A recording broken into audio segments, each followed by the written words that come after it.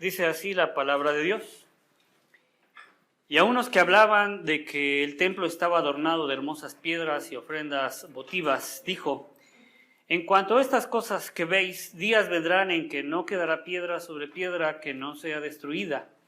Y le preguntaron diciendo: Maestro, ¿cuándo será esto? ¿Y qué señal habrá cuando estas cosas estén para suceder?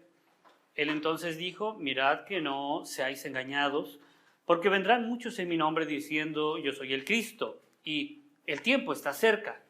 Mas no vayáis en pos de ellos. Y cuando oigáis de guerras y de sediciones, no os alarméis, porque es necesario que estas cosas acontezcan primero, pero el fin no será inmediatamente. Entonces les dijo: se levantará nación contra nación y reino contra reino, y habrá grandes terremotos y en diferentes lugares hambres y pestilencias, y habrá terror y grandes señales del cielo. Pero antes de todas estas cosas os echarán mano y os perseguirán y os entregarán a las sinagogas y a las cárceles, y seréis llevados ante reyes y ante gobernadores por causa de mi nombre. Y esto os será ocasión para dar testimonio. Proponed en vuestros corazones no pensar antes cómo habéis de responder en vuestra defensa, porque yo os daré palabra y sabiduría, la cual no podrán resistir ni contradecir todos los que se opongan. Mas seréis entregados aún por vuestros padres y hermanos y parientes y amigos, y matarán a algunos de vosotros, y seréis aborrecidos de todos por causa de mi nombre. Pero ni un cabello de vuestra cabeza perecerá. Con vuestra paciencia ganaréis vuestras almas. Amén. Así dice la palabra de Dios. Si bien es cierto que la Biblia nos habla de muchas promesas que Dios tiene para nosotros en diversos momentos, también la Biblia nos dice que no todo el tiempo van a ser momentos felices, no todo el tiempo va a ser fácil. De hecho, Jesús les advierte que cuando las cosas estén estables a la vista de todos los hombres, entonces vendrán los verdaderos problemas. Los discípulos de Jesús estaban hablando del templo, hablaban de cómo era adornado. Quizá ellos tomaban como referencia el templo de Salomón. Cuando nosotros leemos en el Antiguo Testamento la descripción del templo de Salomón, pues vemos que era un templo muy bonito, que era un templo muy bien adornado, que era un templo muy lujoso, podríamos decir, y quizá el pueblo de Israel en ese momento no tenía un templo tan majestuoso como el que ellos escuchaban en la Escritura. Sin embargo, ellos hablaban de ese templo como una victoria, como una gloria que ellos habían logrado, que ellos habían edificado, en la forma en que ellos habían adornado. Si trajéramos a nuestro tiempo los criterios que los discípulos del Señor tenían sobre el templo que ellos habían edificado, o que el pueblo de Israel había edificado, podríamos quizá decir que hay muchos creyentes que se sienten orgullosos por sus templos, por sus catedrales que tienen. Aquí mismo en la ciudad de Morelia tenemos una catedral muy bonita y hay muchas parroquias y muchos templos que son muy hermosos, que son muy bonitos a la vista. En México tenemos también varias iglesias y en términos generales en toda la República hay templos y hay parroquias bastante bonitas. Algunas son de corte, de la colonia, mucha influencia de los arquitectos españoles, europeos, y hay algunos otros que son más modernos y que pues son edificios muy bonitos, ¿no? Como por ejemplo en Estados Unidos la Catedral de Cristal y otros templos, ¿no? Nosotros mismos tenemos pues la iglesia de Gante, la iglesia de Valderas, un edificio moderno, pues la iglesia de Satélite, y así podemos irnos, ¿no? Cada uno podría decir sobre estos templos. Se cuida, por ejemplo, entre estos templos, pues la cantidad de asistentes, ¿no? Que estén cómodos, la acústica, la iluminación, la capacidad de la gente, la ubicación. Y hoy muchos de nosotros o muchos de los que asisten a esos templos podrían decirle a Jesús que tienen pues un hermoso lugar, una hermosa capilla para adorar a Dios. Y estamos tan acostumbrados en confiar tanto en las edificaciones que sentimos quizá que a veces esa es la meta. Y no quiero decir con ello que vamos a abandonar nuestro proyecto de construcción, pero la respuesta de Jesús respecto a las obras que ellos habían hecho, que presumían respecto a la belleza de su templo, pues no era muy alentadora, que digamos. Jesús les dice que en un futuro no muy lejano, nada de lo que estaba en pie, nada de aquella construcción tan hermosa iba a sobrevivir. Tenemos construcciones que han durado muchos años, incluso siglos. Sin embargo, con el tiempo son destruidas. No hace mucho tiempo, por ejemplo, estaba leyendo que las pirámides de Egipto, ya algunos arqueólogos y algunos científicos, pues ya le pusieron fecha de caducidad, es decir, de cuándo van a ser destruidas. Aquellas pirámides que parecía que se iban a sobreponer al tiempo, pues ya se sabe para cuándo ya no van a existir. Digo, no es que no vayan a existir el día de mañana, no va a ser en el corto plazo, pero ya se sabe que esas pirámides un día van a desaparecer. Todas las obras que los hombres hacemos tienen una fecha de caducidad. Y es que los hombres tenemos una costumbre, tenemos la costumbre de querer que nuestras obras perduren. Por ejemplo, dése una vuelta y no muy lejos, aquí a la colonia o en cada colonia, y ustedes van a ver en las esquinas nombres de las calles. Y generalmente van a ser nombres de personas. Yo me imagino que debieron de haber sido personas muy importantes para su momento. Tanto que pues incluso colonias, puertos, ciudades, calles, pues tienen su nombre. Pero ¿quiénes son ellos? Muchas veces pasamos y escuchamos, ¿no? Leemos, por ejemplo, en nuestra calle, José Díaz de Ortega. ¿Quién me puede decir quién fue José Díaz de Ortega?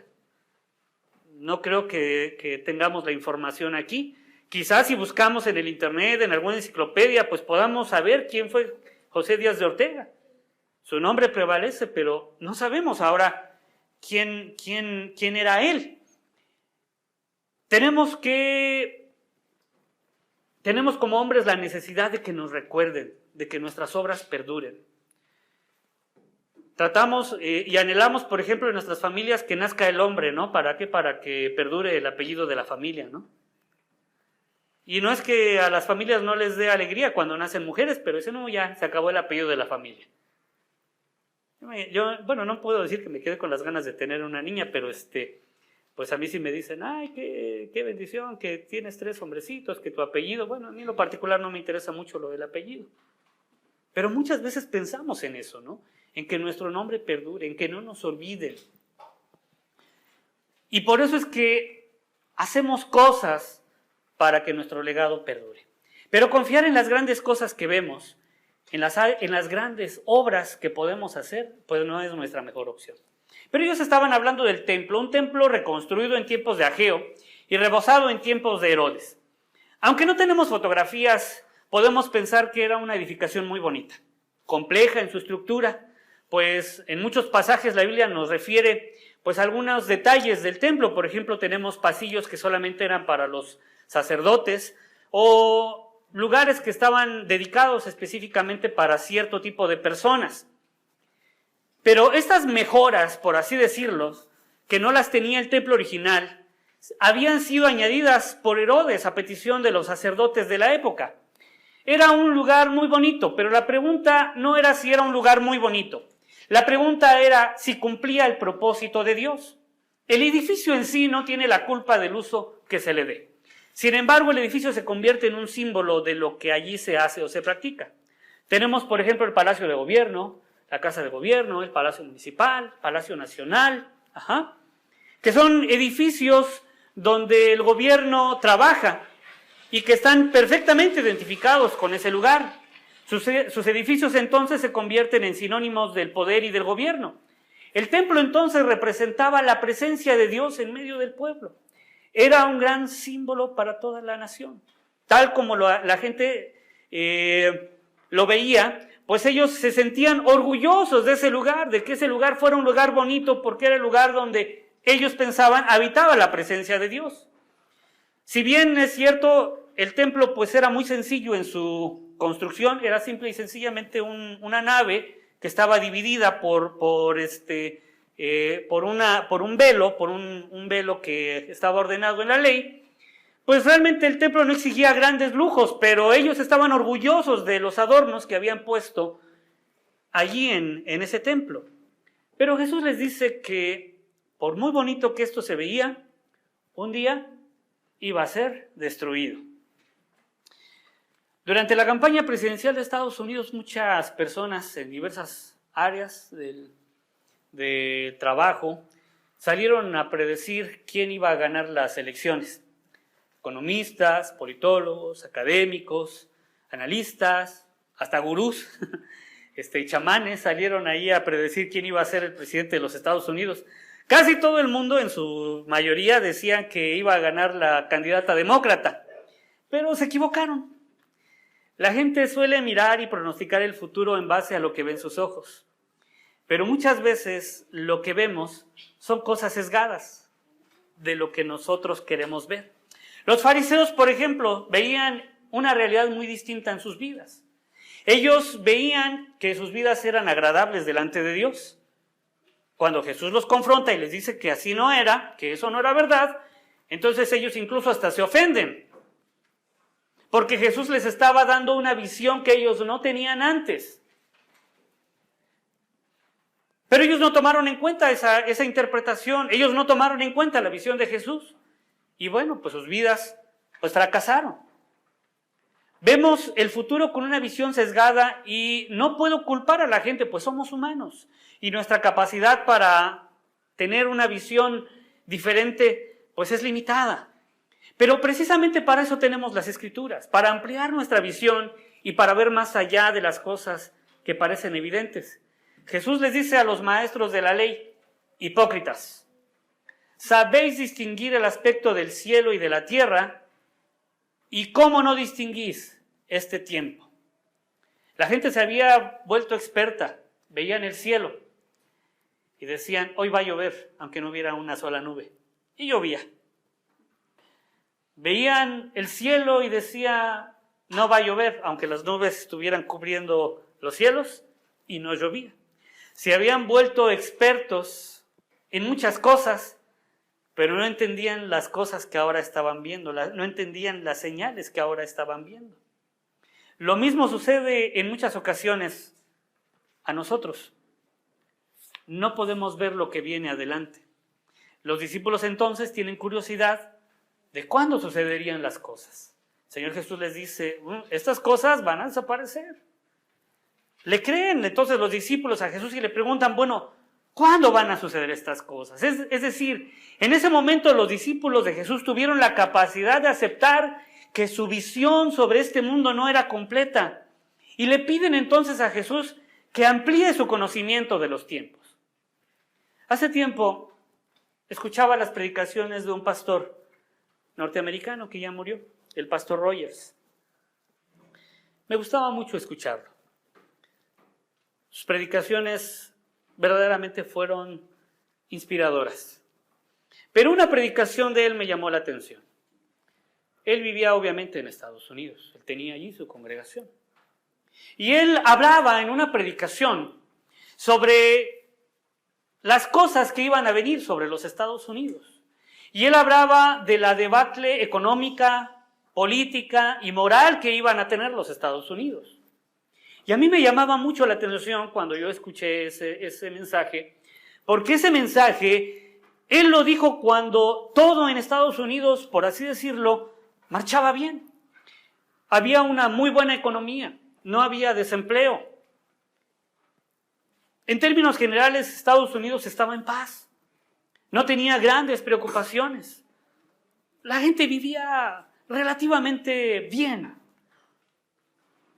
Pero el pastor Rogers no hablaba porque él fuera una persona que alarmaba o que le gustara hacer anuncios para espantar a la gente y tener a toda la congregación ahí sentada por miedo, sino que el pastor Rogers veía la visión que Dios tenía en la Escritura y la aplicaba a su tiempo.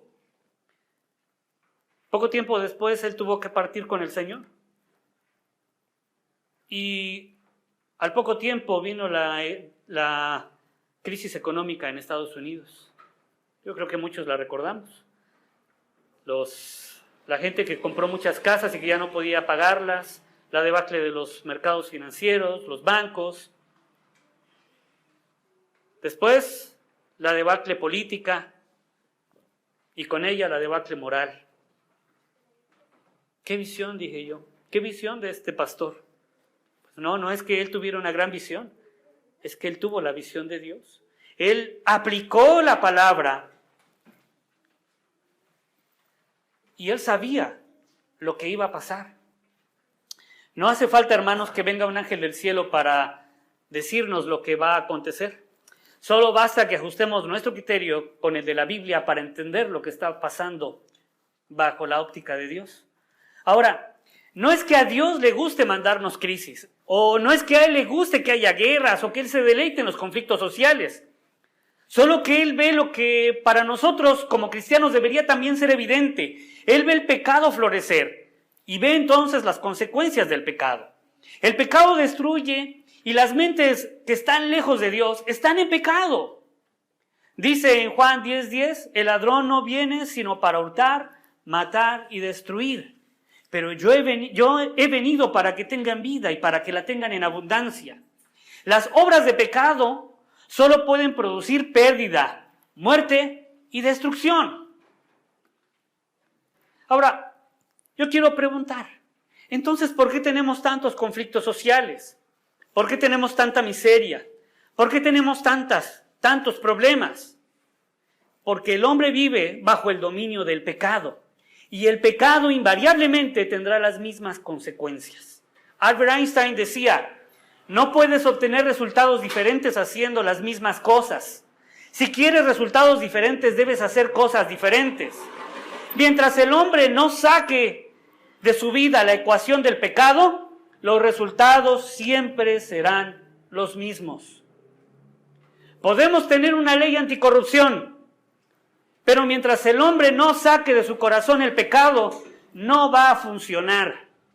Podemos tener programas para combatir la pobreza, pero mientras el hombre no saque de su corazón el pecado, no van a funcionar.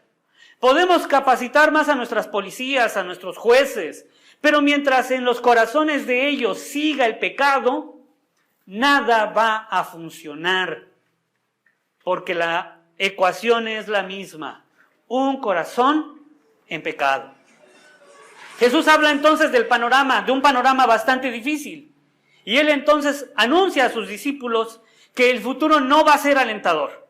Jesús le dice que el templo será destruido y que muchos se levantarán para engañar a la gente, que habrá guerras, que habrá conflictos, catástrofes naturales, y que muchos incluso van a venir para tratar de engañar incluso a aquellos que confían en Dios.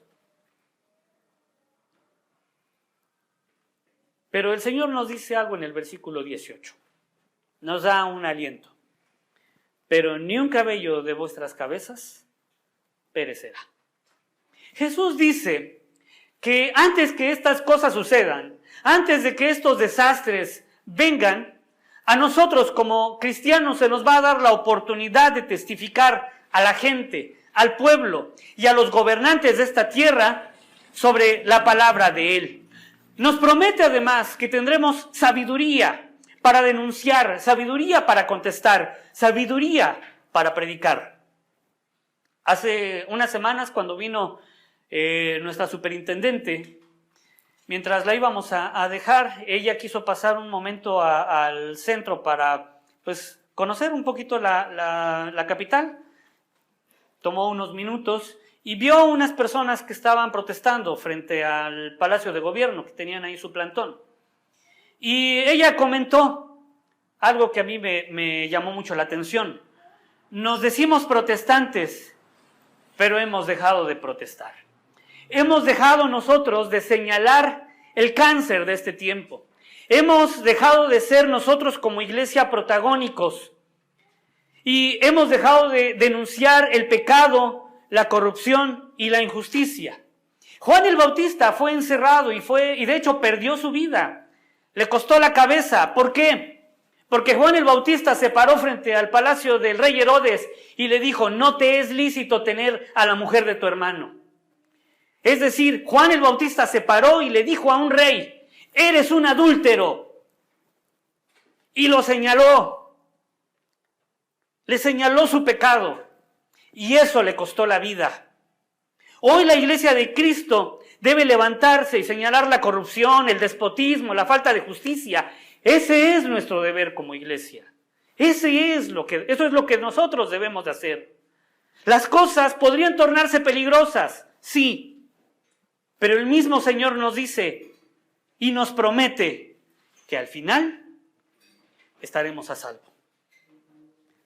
Entonces nosotros, hermanos, debemos dejar de tener una visión limitada, una visión bajo nuestro propio criterio.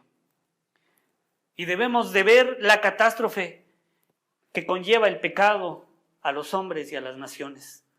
Debemos convertirnos en el faro que ilumine su vida, aceptando el trabajo que Jesús nos encargó cuando nos dijo, vosotros sois la luz del mundo.